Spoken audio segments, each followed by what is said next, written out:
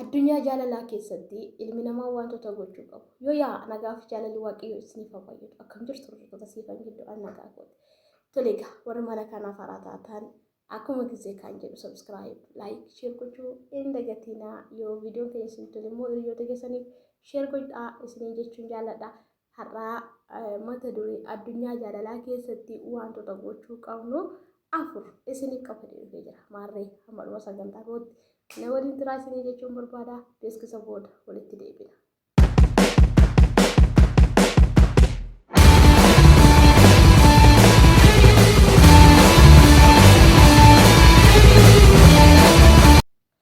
Egaa addunyaa jaalalaa keessatti wantoota gochuu qabnu afur.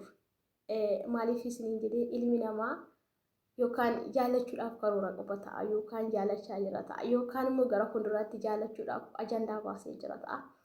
Wantoota kanarratti hundaa'ee addunyaa jaalalaa keessatti wantoota ilma namaa barbaachisan shamarran tokkoo fi akkasuma dhiira tokko wantoota barbaachisan wantoota afur isiniif qabatee dhufee jira. Kanaafiyyuu hamma ormaatti na waliin turaasanii jechuun jaalladha. Inni dhumaa sirriitti advaanteejii qaba yookaan faayidaa guddaa qaba. Kanaaf hamma ormaatti na waliin turaasanii jechuun jaalladha.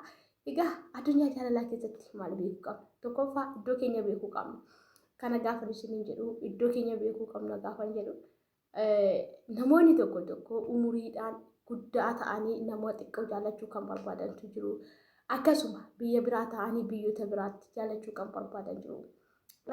Maal jedha seetan Oromoo yeroo mammaaku akaawwiin gita qabaa mulluun gameessa qabaa jedha.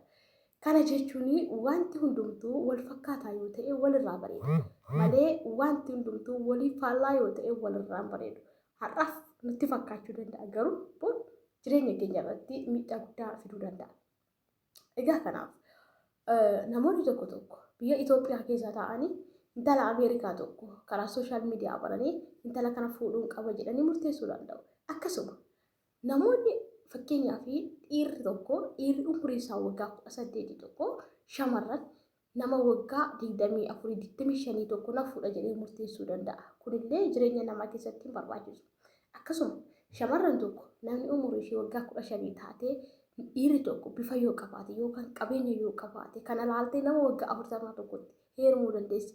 Kunillee akkuma kana miidhaa guddaa qaba. Kanaafiyyuu jaalala keessatti boru jaalala sunitti nuti itti gaabbuu hin dandeenye. Akkasuma jaalala sun keessatti bultii gaarii horachuu kan nuti dandeenyu wantichi wal fakkaataa yoo ta'edha. Garuu wantichi waliif faallaa yoo ta'e ilma namaa yookaan jireenya keenya irratti miidhaa guddaa fiduu danda'a jechuudha. Kanaaf maal gochuu qabna ree? Iddoo keenya ilaallachuu qabna. Iddoo keenya gaafa jaalalatti galu iddoo keenya ilaallachuu qabna. Iddoo kanaa yoo jaalladhe namni kun naa ta'a. Nama akkasii kana yoo jaalladhe namni kun naa ta'a jennee madaaluu wal madaashisuu nurra jiraata jechuudha. Hamma fedhe ilma namaa jaalalli booji'uu danda'a. Hamma fedhe jaalalli yoo nu booji'ellee maal gochuu qabna? Wanna fedhe osoo ta'ellee wantoota kana dagachuu hin qabnu jechuudha. Kanaaf inni dursaa iddoo keenya laallannee dhaabbachuu qabna jechuudha. Iddoo keenya irratti hundoofne nama jaallachuun nurra jiraata jechuudha. Kanaaf addunyaa jaalalaa keessatti boru jireenya gaarii jiraachuuf boru jaalala gaarii waliin dabarsuuf maal gochuu qabna? Inni tokkoffaa iddoo keenya ilaallannee dhaabbachuu qabna jechuudha. Inni lammaffaa bareedina caala saba biratti xiyyeeffachuu qabna. Kana gaafa isiniin jedhu namoonni tokko dhiira tokko fakkeenyaaf shamarran tokko isin fudhadha. Dhiira bareedaa tokko yoo agarte jaallachuu dandeessi. Garuu namni kun bifa isaatu bareedaadha malee duubni isaa yookaan namni kun homaa qabaachuu dhiisuu danda'a. Yookaan immoo amalli inni qabu amala hin taane ta'uu danda'a. Kanaaf yeroo baay'ee shamarran bifa laalanii kan nama jaallatanii boru jireenya gadi aantummaa jireenya ilma namaatiif jiraachuun hin malle kan jiraatan. Haadha manaa ta'anii akka sarraataniitti kan jiraatan. Haadha manaa ta'anii ilaalchi isaan mana keessatti jiraatan hedduutu jira. Kanaaf waan hundumarraa bareedina caala sababa irratti xiyyeeffachuun irra jiraata. Namoonni tokko amma bifa dhabanii amala isaanii ilaalanii kan jaallataman jiru. Haala deemsa isaanii ilaalanii kan jaallataman jiru. Bola tokko uffata isaanii ilaalanii kan jaallataman jiru. Isinii galee inni kun maal irratti hundaa'eeti? bareedina irratti osoo hin taane sababa irratti hundaa'e. Inni kun nama tokko gaafa jaallattu bareedinaa fi qabeenya osoo hin taane sababa irratti hundooftee yoo jaallatte boru jireenya kee ati jiraattu jireenya ofitti gaabbitu miti. Galee dhalli keelle akkasuma hawaasni naannoo maatiin keelle si jaallatanii waliin jiraachuu dandeessu. Kanaaf yeroo baay'ee namoonni dubartii bifa qabduu fi dubartii qabeenya qabdu jaallatanii dhiira ta'anii akka dubartiitti kan jiraatan, dhiira ta'anii mana keessaa akka sararaatti qopheessaa kan jiraatan hedduu isaaniitu jira. Kun maalidha? Biheeviyerii nama sunii duuba nama sunii osoo ilaaliin jaalala. Inni sadaffaa iftoomina daangaa qabu fayyadamudha. Iftoomina daangaa qabu. Kana gaafa isinii jedhu namoonni baay'een fakkeenyaa nama tokko yoo jaallatanii nama sunii jaalachuu isaanii duraa iftoomina qaban. Gaafa nama sun jaallatanii fakkeenya intalli tokko jaallatanii intalli sun yoo isaan diddee of ceepha'uu jira, boohuu jira, gadduu jira, waa hedduutu jira. Kun maalidhaa? Iftoomina dhabuudha. Akkasuma shamarran tokko gaafa jaallatanii lafa ishiin deemtu faana deemuu dhiisuudha. Bakka waan gootu hundumayyuu iftoominaan gochuudha bakka. Ati shamarran tokko jaallattee iftoomina daangaa qabu hin fayyadamtu taanaan yookaan maloota daangaa qabu hin fayyadamtu taanaan addunyaa jaalalaa keessaa si baasa. Maaliif nu ilma namaa waan taaneef ilmi namaa iddoo gongoraa jireenya ilma namaa keessatti gaa waa hedduutu jira. Kanaaf maal gochuu qabna? Iftoomina daangaa qabu fayyadamuu qabna. Bakka addunyaa jaalalaa keessatti nama tokko jaallannee harka keenya galchachuuf yookaan nama tokko jaallannee bor waliin bultii horachuu barbaanna yoo ta'e dhugaa jiru dubbachuun waan tokko isin himaa asirratti fakkeenya shamarran tokko mucaa dhiiraa tokko faana wal jaallatanii inni dhugaadhaan iftoominaan yoo gaafata ta'e yookiin hedduu namootaa maal gaafatu jaalala keessatti shamarran bor waliin gaa'ela dhaabbachuu barbaadan durbumaa gaafatan.